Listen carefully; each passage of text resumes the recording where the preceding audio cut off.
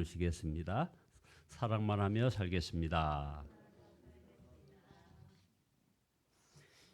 2023년도를 무조건 승리할 수 있는 방법, 그 가운데 여러 덕목 가운데 오늘은 바로 시험이 올 때 우리가 무조건 이길 수 있는 방법 시리즈를 진행하고 있습니다. 그래서 첫째는 극복 못할 시련은 우리에게 없다라는 제목으로 고린도전서 10장을 가지고 말씀을 올렸고요. 둘째 날은 잠깐 고난당한 너희라는 제목으로 말씀을 올렸습니다. 세 번째 날은 깨어진 관계의 회복, 그래서 구체적으로 우리의 시험이 올 때 그 어떤 적용할 수 있는 부분을 관계의 어려움에 대해서 여러분에게 말씀을 올렸습니다. 오늘은 바로 낙심이 찾아올 때, 낙심할 때 찾아오는 은혜라는 제목으로 함께 은혜를 나누고자 원합니다. 마음이 무너질 때, 우리는 낙심이라고 하고 또 절망이라고 하고 앞뒤 모든 것이 꽉 막혔다 있는 말을 쓰죠. 사실 우리가 예수님을 얻고 예수님을 믿고 얻은 은혜, 이 중에서 아주 중요한 은혜 가운데 하나는 사실 우리의 모든 염려를 주님께 맡겨버리고 오직 찬양만 하고 감사하며 사랑만 하며 살 수 있게 됐다는 것입니다.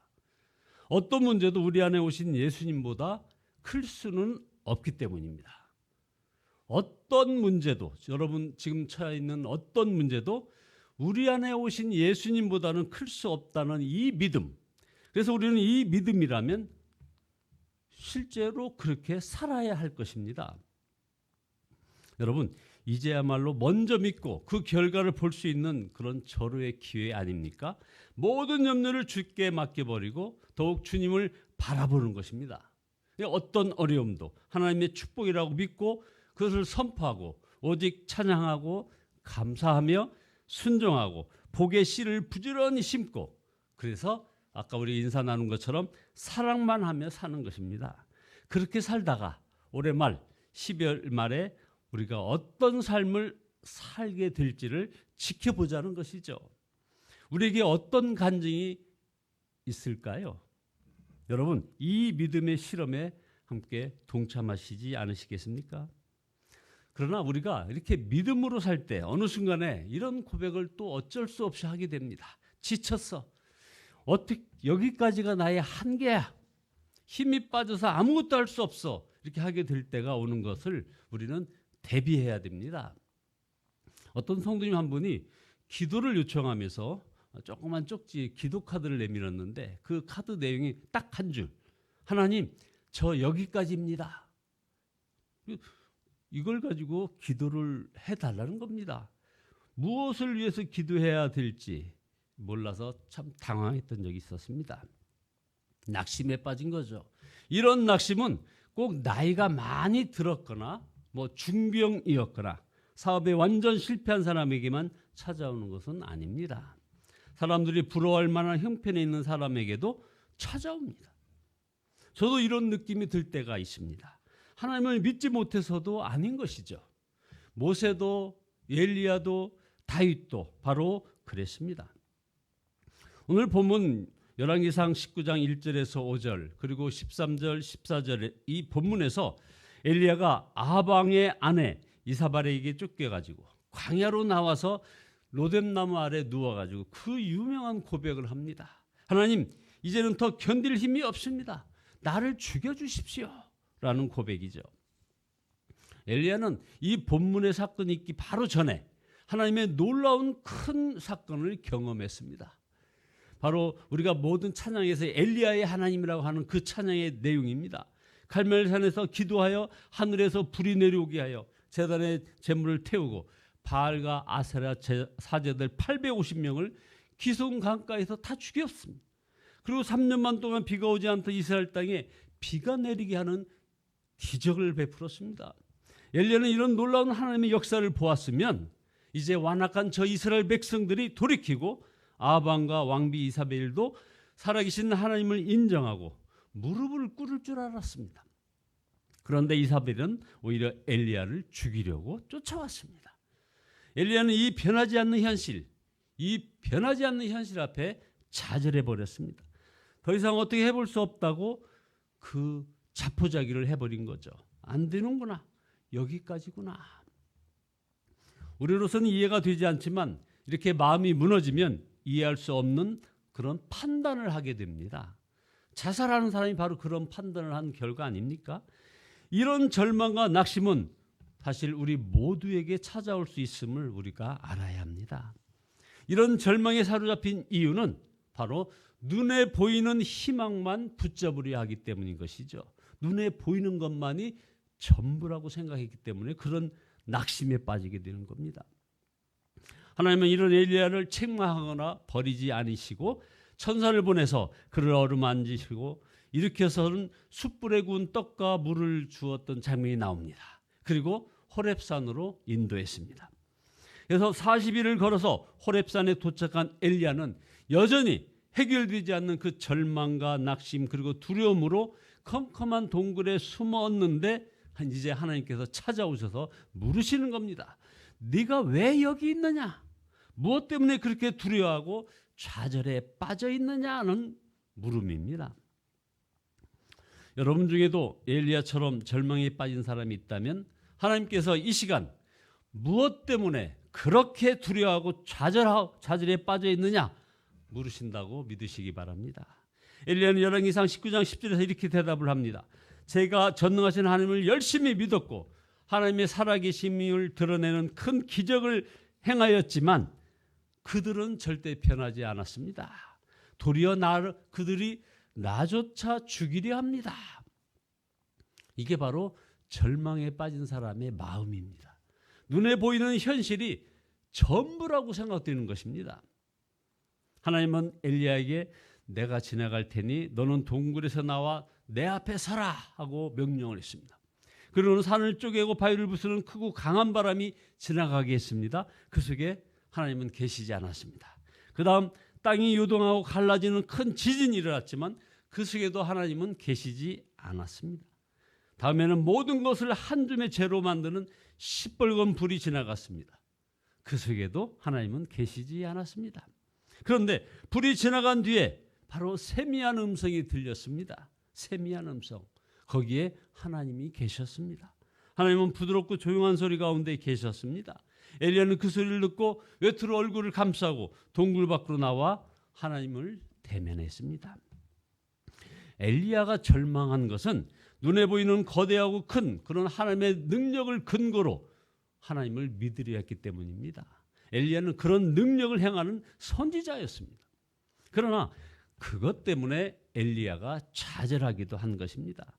하나님은 능력이 나타나고 나타나지 않고에 상관없이 언제나 함께 하심을 믿어야 하는 것입니다. 하나님께서 여전히 함께 하신다는 것이 믿어지지 않는다는 분들에게 묻겠습니다. 마음에 하나님의 세미한 소리도 들리지 않나요? 하고 엘리야는 10절에서 하나님께 자신 혼자만 남았다고 했습니다. 이스라엘 백성 가운데 하나님을 정말 믿는 사람은 자기 혼자라고 했습니다. 자기 눈에 보이는 것만 믿으니 그런 생각을 하는 겁니다. 자기 눈에 보이는 것만 믿는 많은 성도들이 이 엘리야와 같은 그런 생각을 하고 있는 것입니다. 그래서 낙심에 빠집니다. 낙심을 정당화합니다. 하나님은 열왕기상 19장 18절에서 바알에게 굴복하지 않은 사람이 무려 7,000명이나 있다고 하셨습니다.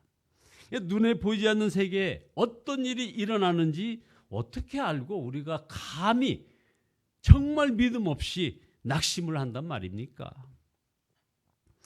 무엇보다도 보이지 않지만 너무나 분명히 함께 하시는 예수님을 우리는 바라보아야 합니다. 주님은 너무나 분명하고 확실한 한 가지 해답을 우리에게 주셨습니다. 요한복음 15장 4절에서 내 안에 거하라. 나도 너희 안에 거하리라. 이 말씀이 무슨 말씀입니까? 예수님 안에 거하지 않는 사람이 너무나 많다는 거 아닙니까? 그래서 5절에 나는 포도나무에 너희는 가지라. 내 안에 거하지 아니하면 밖에 버려져 마르나니. 자, 여러분들 몸과 육신과 영혼, 마음이 마른 분들 너무나 많이 계십니다. 그 마름의 것 현상으로 여러 가지 차갑고 온갖 통증과 불규칙한 호흡과 피 흐름이 있는 것 아닙니까? 이 은혜는 오늘 이 시간 우리 모두가 다 경험하게 됩니다. 걱정 의심이 많았는데 주님이 함께 하심을 믿고 뜨겁게 찬양하고 부르짖어 기도하고 말씀에 귀 기울이면 일어날 때 마음이 바뀌어 이기고 견딜 힘이 생김을 경험합니다. 찬송하기 전과 찬송 후가 다릅니다. 기도하기 전과 기도 후가 다른 것입니다. 바로 주님이 우리를 어루만져 주시고 일으켜 주시고 세워 주시는 역사인 겁니다. 여러분, 우리가 신앙생활을 무슨 올림픽 대표 선수가 훈련하는 것처럼 하라면 누가 제대로 할 수 있겠습니까? 이미 모든 것은 십자가로 하나님께서 다 해결하셨습니다. 우리에겐 믿기만 하라는 것입니다. 주 안에 거하라. 나는 내 인생의 중심에서 내려앉고 예수로 산다. 여러분, 이것이 바로 복음입니다. 성도 여러분, 눈에 보이지 않지만 함께 하시는 주님을 바라보아야 합니다. 큰 기적이 아니라도 세미한 음성을 듣게 된다면 그게 바로 주님을 만난 것임을 알아야 하는 것입니다. 결론입니다. 바빠서 주님과 동행하지 못하는 것도 아니고 시간이 많다고 해서 주님과 친밀하게 되는 것도 아니더군요. 바쁜 가운데도 주님과 동행할 수 있고 여유롭고 한가로운 때 오히려 주님과의 관계가 무너질 수가 있습니다. 우리 주님과 동행함을 가로막는 문제의 핵심은 바로 이런 바쁜 일상이 아니라 마음의 분주함입니다. 혼자만 있어도 마음이 분주할 수 있습니다. 모든 관계를 차단하고 살았던 수도사들을 보십시오. 영적인 시달림을 그들은 참 많이 겪었던 그런 고백이 곳곳에 기록으로 남아 있습니다. 자, 엘리야는 세미한 소리를 통하여 하나님을 만났습니다. 우리도 그렇습니다. 주님이 우리 안에 이미 역사하십니다. 갑작스러운 어떤 생각, 마음으로 우리에게 역사하십니다. 이 세미한 주님의 음성도 듣지 못하는 사람들이 우리 가운데 많이 있습니다. 주님의 음성을 듣지 못하는 그리스도인은 사실 그러나 한 사람도 없는 겁니다. 본인이 분별을 하지 못하기 때문에 그런 겁니다. 우리는 하나님의 마음을 깨달을 때 하나님의 음성을 들었다고 말할 수 있는 것입니다. 오늘 주님의 음성을 듣게 되면 어떤 절망이 있을지라도 확신을 가지고 담대하게 일어나게 되는 것입니다. 로뎀나무 아래 쓰러져 차라리 죽기를 바랐던 엘리야처럼 끝도 없는 것 같은 그런 위기 상황에서 마음이 지쳐가는 때, 그럴 때일수록 여전히 함께 하시는 주님을 바라보시기 바랍니다. 2023년도 이제 정말 믿음으로 살아보시기를 권면합니다. 믿음으로 말하고 믿음으로 감사하고 믿음으로 복의 씨를 심고 믿음으로 순종하고 믿음으로 사랑만 하며 사시는 저와 여러분 모두 되시기를 예수 그리스도의 이름으로 축원드립니다. 기도하시겠습니다. 저희들의 생사화복을 주관하시는 전능하신 하나님을 찬양합니다. 회개합니다. 저희들의 무너진 마음, 낙심과 절망만 보여줬던 저희들의 연약함을 회개하오니 주여 용서하여 주시옵소서. 이제 십자가 사랑을 온전히 바라보며 우리들의 모든 무너진 마음, 낙심과 절망에서 회복시켜 주시는 주님 사랑 감사하며 나가기를 소원합니다. 보이지 않는 주님을 바라보는 눈이 아버지 하나님 우리의 살기 성도들 모두 눈이 뜨여지게 인도하여 주시옵소서. 그래야 세미하지만 분명히 말씀하시는 주님의 음성을 듣는 우리 성도들 되어 아버지 2023년도 정말 믿음으로 말하고 믿음으로 감사하고 믿음으로 복의 씨를 심고 믿음으로 순종하며 믿음으로 사랑만 하며 살아가는 저희들 되어지게 축복하여 주시옵소서. 예수 그리스도의 이름으로 기도드리옵나이다. 아멘. 540장입니다. 540장입니다.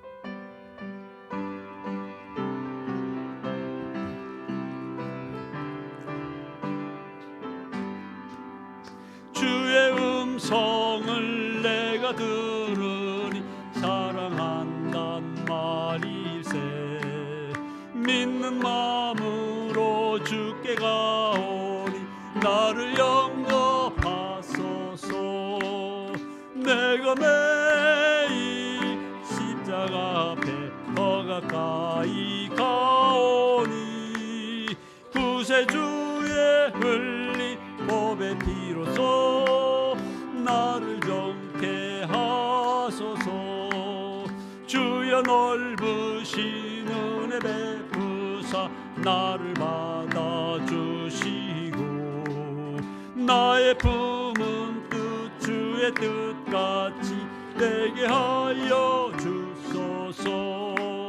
내가 매일 십자가 앞에 더 가까이 가오니 구세주의 흘린 법의 피로써 나를 정케 하소서. 주의 보좌로 나아갈 때에 어찌하니 기쁠까. 주의 얼굴을 항상 배우니 더욱 친근합니다.